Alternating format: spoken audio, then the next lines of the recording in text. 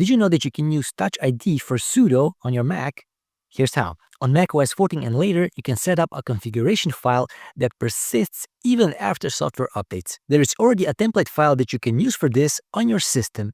You're going to find it exactly here. To enable it, you have to do two things. You have to remove the template extension and you have to uncomment the code inside. So let's do that.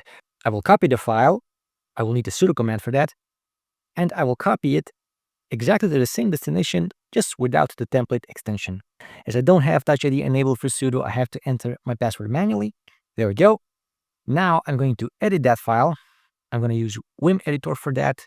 The only thing I need to do is uncomment this line right here to enable Touch ID for sudo. Let's try it out.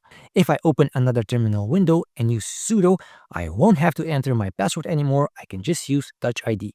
And of course, if you don't use your Touch ID, you can still authenticate using your password. Keep in mind that this only works on your local machine. So if you SSH into a different server, you will still have to enter your password.